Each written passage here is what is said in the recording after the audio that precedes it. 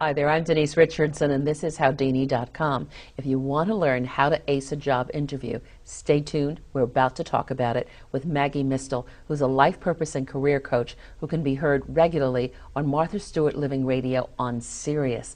Thank you so much for being with us. Thanks, Denise. You show up, you're dressed properly, you walk into to meet the interview. What's the first thing you do when you walk in?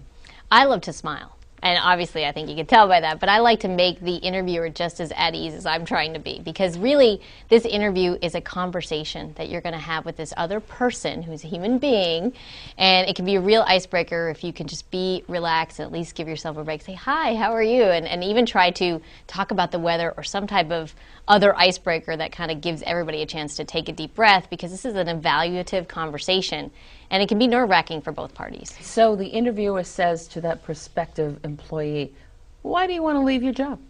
Yes, that's always a great question, isn't it? And you have to be prepared for those key questions, especially why are you moving on? Now, if you're moving on because you can't stand your boss, right, which happens a lot, and we've all been there, you don't want to say that. What you do want to say is that I really need to be in a place where I can be managed and developed and where I can get guidance or mentoring. You really focus on the things that you're looking to get as opposed to all the reasons why you don't have it now.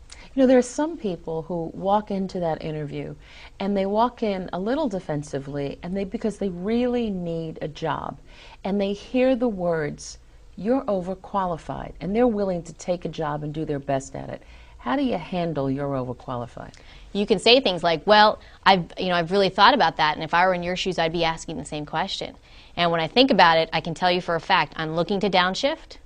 And I know this industry well, and I don't need to be in charge. I've been the person on the totem pole before, and I can do that again. I'm really looking for a place where I can contribute, but where I don't have to be the one who's running the show, and really address those concerns which are behind the overqualified comment. And they may say, you just don't have enough experience for us. But for folks just starting out, maybe a new career, or college students who've just graduated, or even folks out of high school or new to the work world, that's a common problem. So again, I go back to internships are great, any way that you can get some experience on your resume to demonstrate, hey, yeah, I may not be, 10 years in this field, but I can tell you in this experience that I had this summer, I didn't know anything going in, and here's how successful I was. So you want to show situations where, yeah, you went in without a lot of experience, but were still able to succeed. And this is where references can be so helpful as well. Even if you don't have a lot of experience, anybody who can be a great reference for you, even a teacher or a professor, or even someone that you volunteered for, who can attest to your ability to learn quickly and perform well, can be a great asset. We really like you. How much money are you looking for? It's such a trick question. It is. And for that question, you definitely want to do your homework. This is one of the best uses for the internet.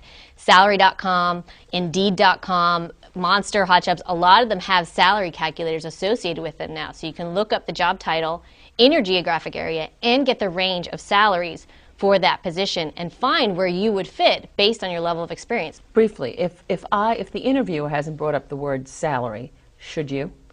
Not right away. In the initial conversation, you want to get to know whether or not this job even is a good fit. And I always tell people, become the superstar to this person first. And then you're in a much better place to negotiate salary. And they may even pay more for you because they're like, wow, we can't let Denise go. She's such a fabulous candidate. We were only going to pay this much, but now that we found Denise, we're willing to do more.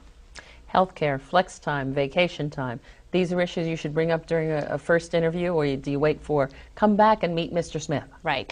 Wait for the comeback, because again, first interview should be about, is this a company I can picture myself in, and vice versa for the interviewer. And if it is a place you can see yourself in, really be your best self and really let them know why you'd be a fantastic fit. Well, we're certainly happy to have you with us. Thank you so much, Maggie Mistel. You're welcome.